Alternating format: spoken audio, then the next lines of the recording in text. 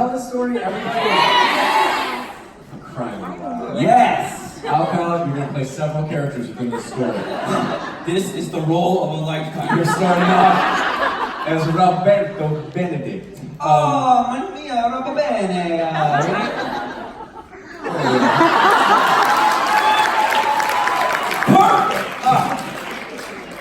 So, many years ago, I was very frightened of flying, as was Richard Speight Jr.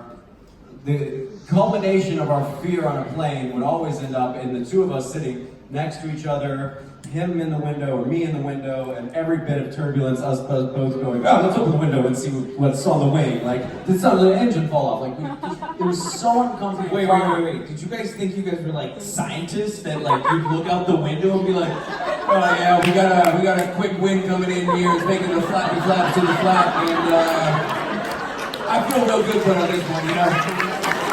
Yeah. It was that paired with being in the Twilight Zone and a small little creature eating the engine alive while we're on the plane, and that puzzled us. Yeah, science, guys.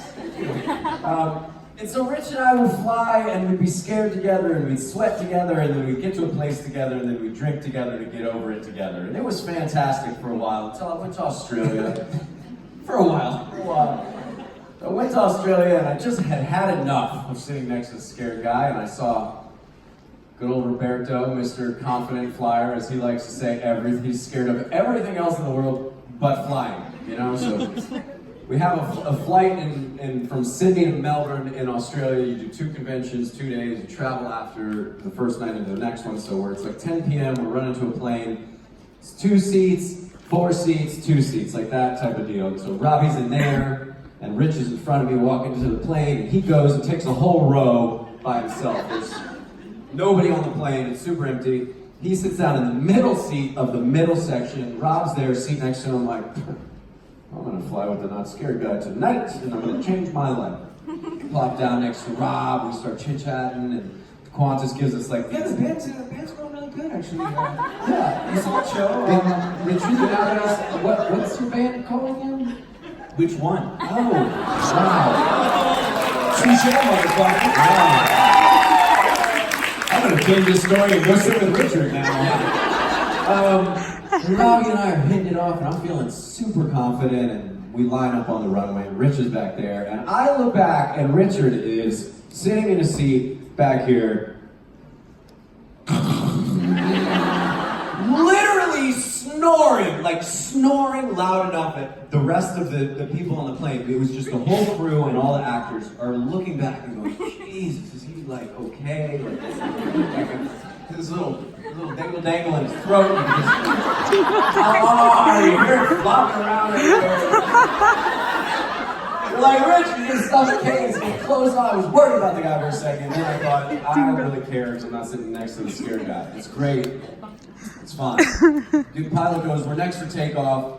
Look at Rob, he's doing his thing. He's got his, his Beats buds on, looking cool, too cool for school. He's watching some music. Yeah, I'm in 2 bands, 3 bands, 4 bands, 5 bands. Yeah. Comfortable as a cucumber sitting next to me, and I love to fly. And I'm copying it. I'm like, gosh, I feel like I'm in a band. Feeling more confident by the second. I lower backwards, but that's fine. Well, I was like, I lower backwards too. Yeah, I like it very much. And the pilot goes, we're next for takeoff, and then all of a sudden you kind of hear like the rain start, right, falling on the plane, and then you hear like a little bit of thunder, and then, hits the engine. Rob kind of takes a deep breath and closes his eyes for a second. Yeah. Then he gets up and dances in circles on one foot. I was gonna get up and dance on one foot, but these planes are very restrictive in terms of size.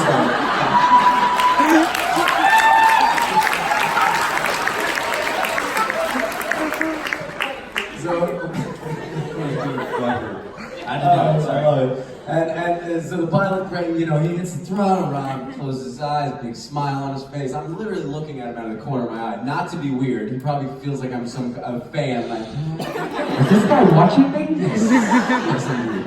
And hits the thing, wheels up, we get up for about, I would say, 20 seconds, smooth as can be, kind of gets a couple thousand feet, and out of nowhere, the plane hits an air pocket or something and drops, to me, what feels like 100 million thousand feet.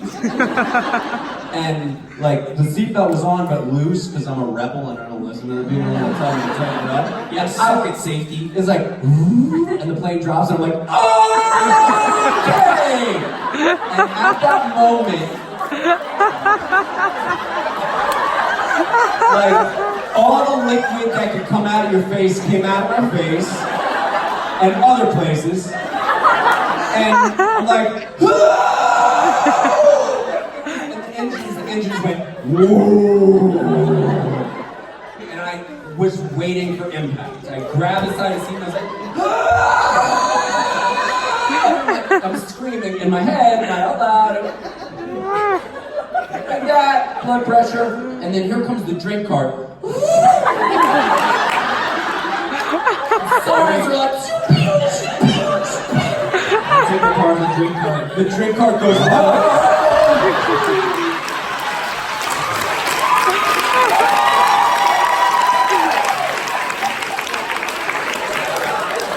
I'm sweating telling the story because that's reigniting the fear that I have with flying. And there's sodas, they're shooting everywhere, and I'm freaking out. And I'm like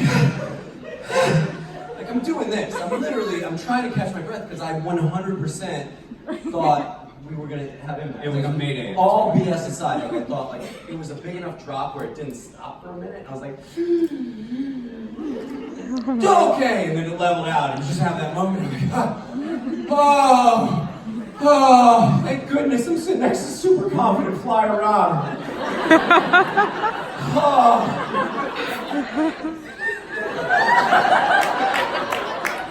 And the anger that arose from the fear inside me, I look over and Rob is white-knuckled, both armrests.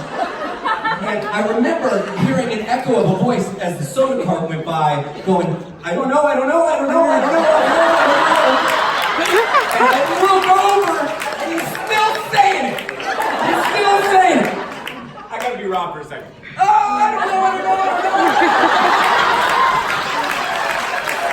And I wanted to do physical harm because I looked to him for comfort. I felt like a 3-year-old running to my dad for a hug, and he was like, and I'm like disturbed. So what do? I go to the other little bird on my shoulder that's kept me afloat for so long. I'm like, God, in my head, I was like, Richard will have my back.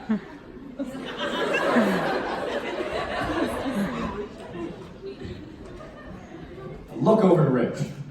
He's 2 rows back in the middle seat. Expect to see Rich crying and wiping the shit from his pants. But no. Rich is still asleep. And the second I turn to him, as if it was written in perfect sitcom form, I twist my head, I look at Rich, and the boom goes off from the captain, and he goes, sorry about that. or should I say, no. Do it. So, how do you say sorry about that? No, sorry about that. No, sorry about that? I'm just confusing my dialects. It wants to come out Italian so bad. All of our overseas. Any Aussies in here? Say it real loud. Sorry about that. Sorry about that. Yeah, you sound more American than I do. How does that work? So either way, the boom. Sorry about that. In Australia, Rich goes, have the green curry.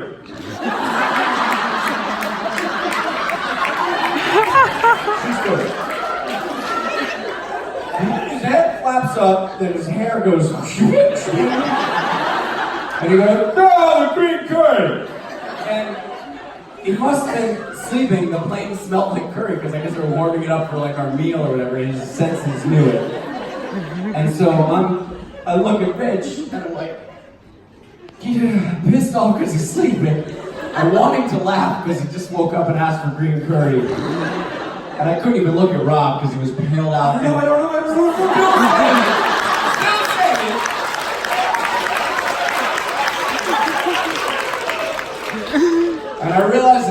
in that moment, I have no friends. And who comes walking down from the business class cabin with There are a, more characters in this story. with a sad look on his face but Misha Collins?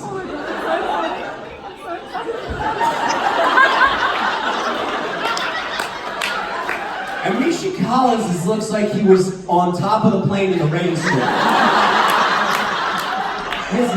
The gel from his hair has run down his face.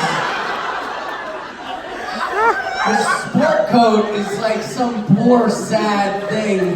So you look at him and you're just like, what happened, man?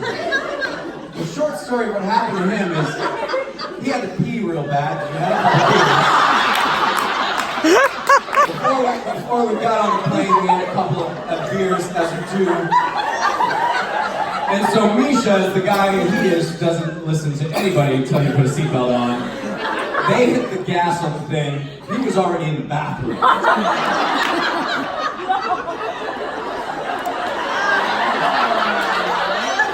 Peeing.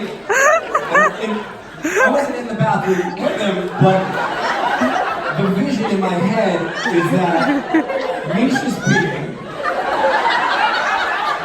And turbulence happens, I freak out, Rob's a little baby, Rich is taking a nap, and when the plane goes down,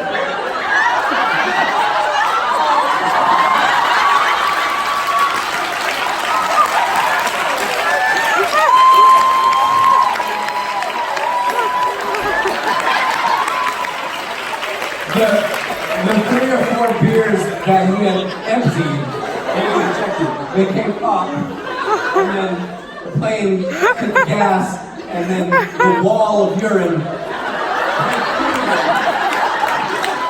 And he became sort of one with the urine in this moment. And he walks down the aisle, sees me looking like I want to eat Rob's esophagus out of his throat. I'm so frustrated. And Rich is sleeping. Rich is sleeping. And Rich is sleeping. And Misha goes, as he wrings out his shirt, he goes, yeah, I'll have the green curry also. Wait,